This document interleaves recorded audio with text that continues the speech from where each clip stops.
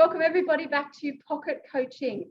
We want to talk to you today about one of the big assumptions that's made when thinking about our health and our pets' health. And we've been told by the medical profession, by society, by everything sort of pervasively around us, that the genes that we're born with control our health destiny. And that whatever we get as a sort of a roll of the dice from our parents is what we get, and there's nothing we can do about it.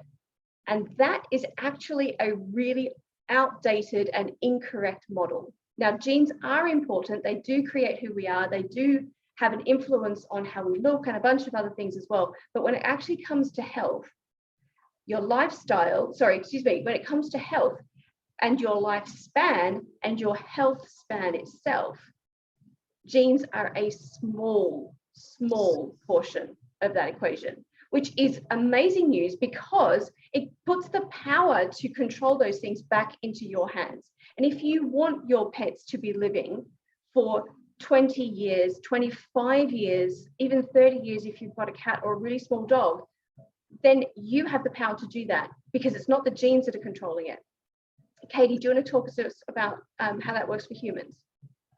Yeah, I mean, it's literally the same for humans. So genes are there. We can't change our genes, but our lifestyle actually can change our genes. It can kind of turn their expression on or off. So it's only about 15% of our overall health outcomes that are actually determined by our genes. So by our genes. So it's actually an incredibly small amount when you think about that on 100%. That's 15%. That's so small compared to what we've been told. And when we think about family history and, the family history of this or that, so I'm destined to it. And no, you're really not.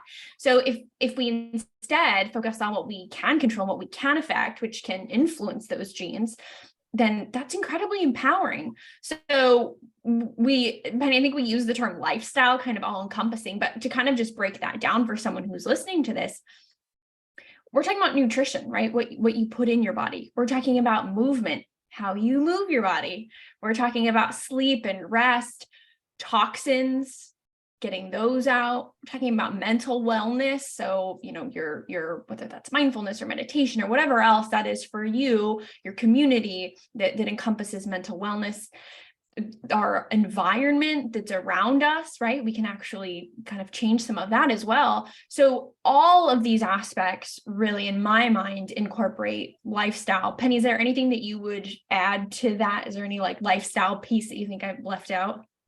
Well, I just want to go back to your numbers for 1 second, just to make it clear over the audio that's 15, not 50. So when we're talking about how big an influence do genes have on our lifespan and our health span, it's between 10 and 20%, right?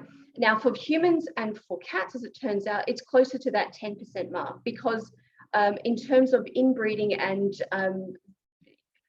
see, when you create a dog, when you're creating a breed of a dog, you're playing around with those genes quite a bit to determine that their physicality looks like this rather than that. And the more you play around with that, the greater the chances and the opportunities for genetic mutations to come in. And of course, genetic mutations are one of the causes of disease, but they're not as common as most people think.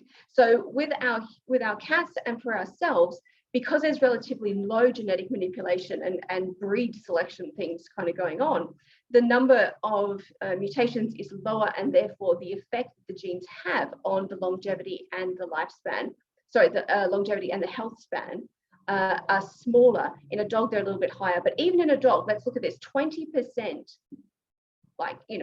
so that means there's 80% that is in your control. Now that is one of the best pieces of news I think I ever heard when I first discovered that, because instead of now being condemned to, well, there's nothing you can do, that's what you've got and deal with it, you now have over 80% control to make wiser choices, to affect that lifestyle, to bring different environmental factors into your world and push certain things away that are really nasty. So the wellness factors or the lifespan factors are very much the same. Okay, so diet, nutrition, air, water, how clean these things are, how supplemented they are, how dense nutritionally they are is really important. How clean things are, getting rid of toxins, being out in the natural environment, getting real world fresh air, all those healthy things. It's the same for the pets as it is for us. But the important thing is to be empowered with some knowledge so that you can start to make better choices, and micro different choices along the way all add up to a huge result at the end. So it doesn't have to be a sudden transformation of everything you've ever known and everything you've ever done. It's making wiser choices every day, little bit by little bit by little bit. Yeah, there's this saying that genes load the gun, but lifestyle pulls the trigger. And I think that sums it up so well when we think about this dynamic interaction and really focusing on what's important. And I love what you said about making small changes, because they really do add up over time and they're going to be more sustainable that way.